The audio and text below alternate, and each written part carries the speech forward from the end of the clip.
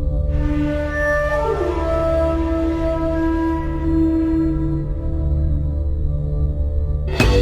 to Season 2 of the Soualichi Stories, presented by the Foresee Foundation and funded by UNESCO. The Soualichi Stories series includes tales of our island's beloved legends, history, and folklore, as told by exceptional Sint Maarten storytellers.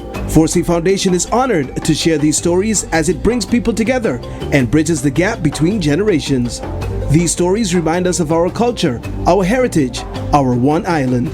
Through these stories, we hope you feel more connected as we strive to keep the art of storytelling alive. Please enjoy this next Soualichi story and all the other stories in our series, and let us know if there's any other particular story you would love to hear in the future. Enjoy!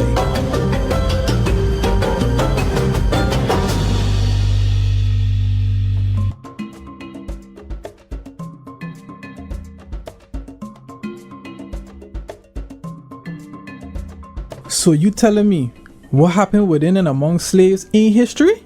The young man sputtered his rhetoric. The old man he was speaking to shrugged, not knowing what to answer.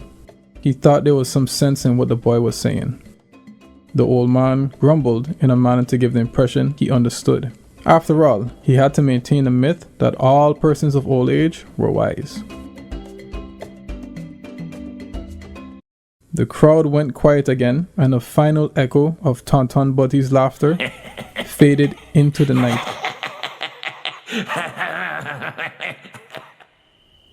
He continued his story where he had ended. Imagine Master King around a slave place. You know the story I'm telling you goes back to the time before slavery ended here in Sint Maarten. The crowd watched Tonton in amazement. Yes, there was slavery here too. We've had plenty plantations here. You never hear about Freetown, Diamond Estate, Bethlehem, even what we call Mary's Fancy now. Who you think used to work for them? Not Master King. Well, on Diamond Plantation, just beyond the frontiers, there was a couple of slaves working for a certain Master Yaya.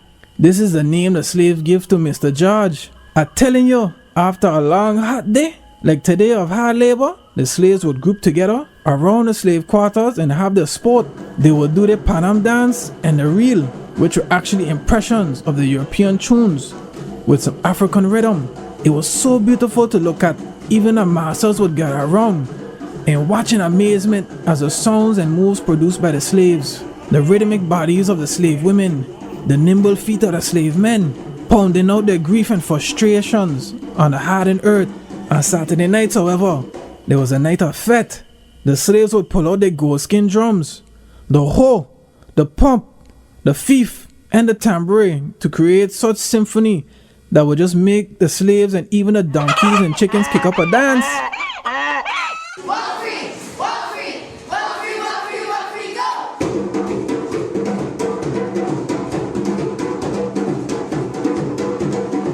They used to be kicking up Satan, making noise all throughout the town.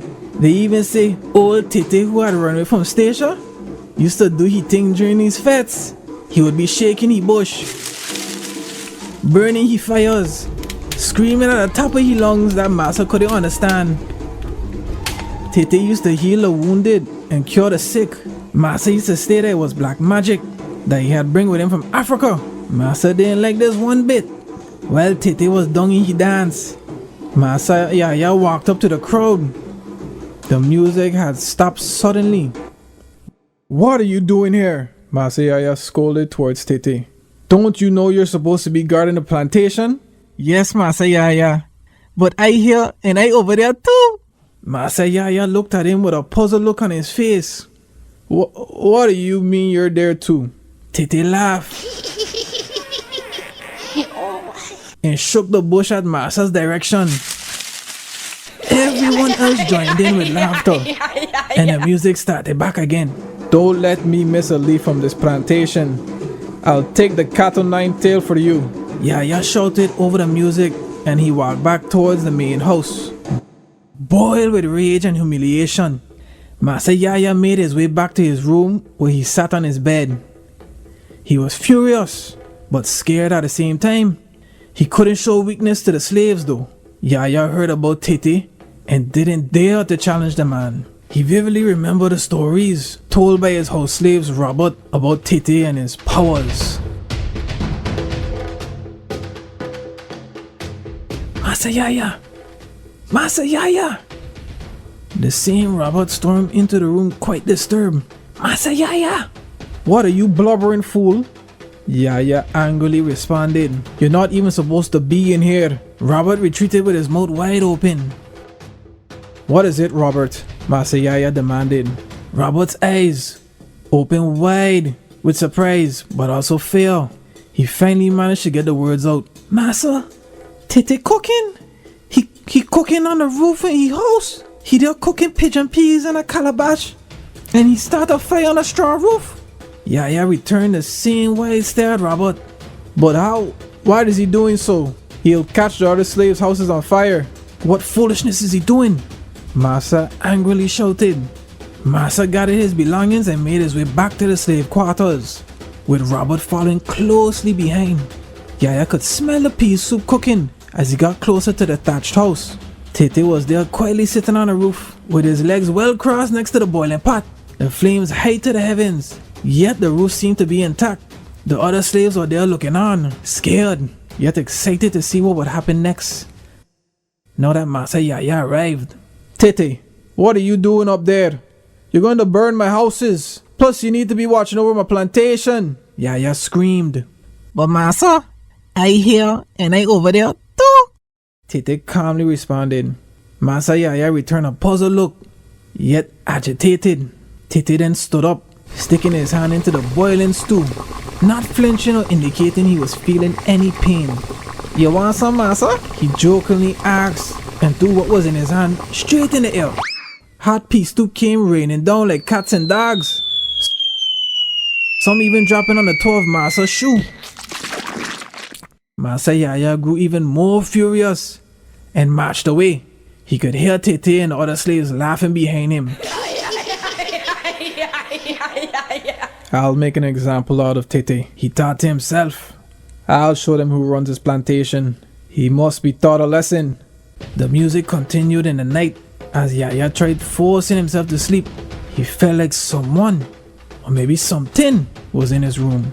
I here and I over there too. I here and I over there too. I here and I over there too. Master could hear this repeat in his head. At one point, he even thought Tete was in his room. Master Yaya all Sunday morning came up with his master plan. He was going to wait until later in the evening to put it all into play. He knew the slaves respected their Sundays and had no fetes or played any music on this holy day. It would give him more than enough time to do what he needed to do. Once the sun had set and everyone was asleep, Master Yaya set into the plantation field. He had to be extra careful to make sure Tete didn't hear or see him. Master went deep into the field and pulled out a long machete and started chopping away at the cotton plants, sugar cane, and banana trees. He was cutting down and destroying his own plantation with plans to blame it on the slaves and punish them, especially Tete. He was going to use that as a way to get revenge for embarrassing him. It would now be his turn to humiliate the slaves. After he did significant damage to his own crops, he made his way back to his home, making sure no one saw him. However, he got lost. There was no moon in the night sky, and the clouds were heavy, covering the stars. There was no way for him to get his bearings to find his way back home. Master Yaya was lost in his own plantation. He went to the left, then he shuffled to the right. He jumped up, he crouched down, he turned himself all around, but couldn't seem to find his way out of the field. I must get home. I must get back before the cock crow and wake up the slaves, he kept saying to himself. If they catch me here, my plan will fail, he thought to himself. He wanted to scream for Robert, but he knew that would only wake up the others.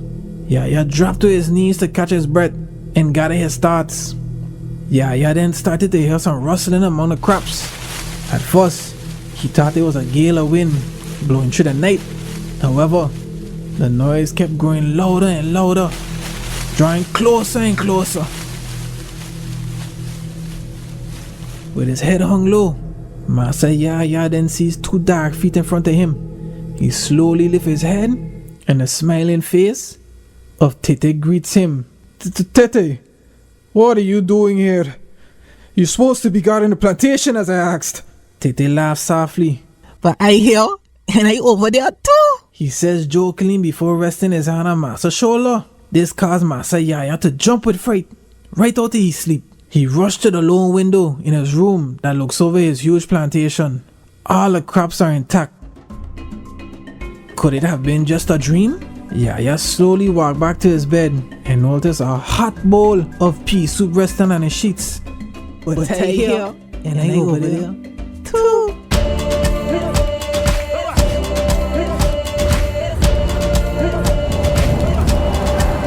We hope you enjoyed this inspiring Soualichi story as presented to you by the Foresee Foundation and funded by UNESCO. We hope this story helped all of you feel more connected to the island and to each other. More information on the story and schedule can be found on Foresee's website and Facebook page. We look forward to connecting again with you soon in our next Soualichi story.